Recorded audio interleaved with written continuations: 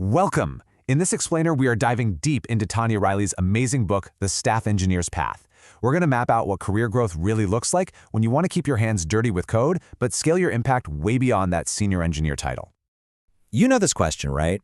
For most people, it's just a standard interview hurdle. But as the book points out, once you're a senior software engineer, this question suddenly gets very real.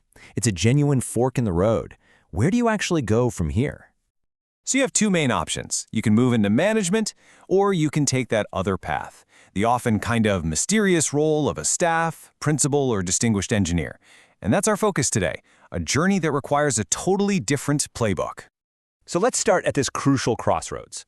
This is that moment where a lot of really smart senior engineers realize that the very skills that made them successful, writing fantastic code, are suddenly not enough to get them to that next level.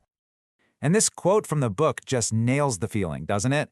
It can feel so unfair. You're trying to grow technically, but all of a sudden you have to get good at what the book calls that squishy human stuff. It feels like the rules of the game just changed on you. And here's the big shift. The next level of impact, it isn't about you writing more code or more complex code. It's about enabling huge groups of people to do their best work. Your focus has to zoom out from the code base to the entire organization.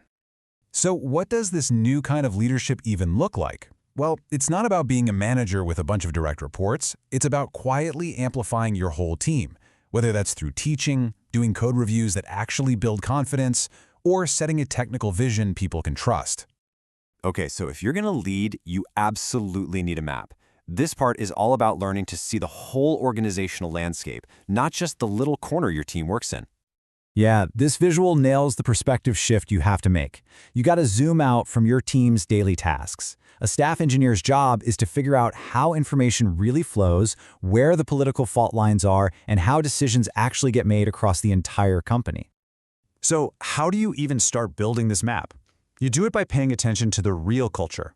I'm not talking about the inspirational posters on the wall. The key is to understand what actually happens day to day. And the book offers this really brilliant sliders model. Think about it for your company. Where do you land on these spectrums? Is information kept on a need-to-know basis, or is it wide open? Do you pivot on a dime, or is change slow and deliberate? Knowing where these sliders are set tells you how to get things done. And look, this map isn't just some abstract exercise. It's a super practical tool. It helps you get support for your big ideas, avoid those political landmines, and ultimately make real change happen by working with the grain of your organization, not against it. Okay, so you've got the new mindset, you've got your map. Now for the really core work, leading these huge, complicated projects when you're not actually anyone's boss. The book lays out a really clear process for this. And notice, it's not about hiding in a room and coming out with some master plan. It's all about building consensus. See how crucial those stakeholder interviews and finding an executive sponsor are? It's all about bringing people along for the ride. Wow, this is some serious, real talk from the book. A director actually gave the author this feedback, and it just perfectly captures this huge lesson. You have to frame your technical vision in a story that leadership actually cares about. It's not just about what you're building, but why it matters to the business. So once you get to this level of influence, a whole new set of responsibilities pop up. Your time, your energy, your influence, it's all finite. You have to be super intentional about where you decide to focus. And this is a big one you just have to accept. You don't get to choose if you're a role model. At this level, you just are. Like it or not. Junior engineers are watching you. How you work, how you own your mistakes. You are actively shaping the culture every single day. To get anything done, you need to use what the book calls social capital. The easiest way to think about it is like a currency. It's all the trust and reputation you've earned over the years. And just like money, it's a finite resource you have to spend wisely. Which brings us to this perfect cautionary tale. A brilliant, highly respected engineer basically burned through all his credibility pushing for a project that didn't really matter. It's such a powerful reminder to choose your battles and only spend that precious social capital on the things that will have a real impact. So how do you choose what to work on? The book gives us this great set of questions to ask yourself. It's a strategic decision, right? You're constantly balancing your own growth and values against your social capital and, of course, what the business actually needs. So I think the big takeaway here is that the path from senior to staff engineer isn't just another rung on the ladder.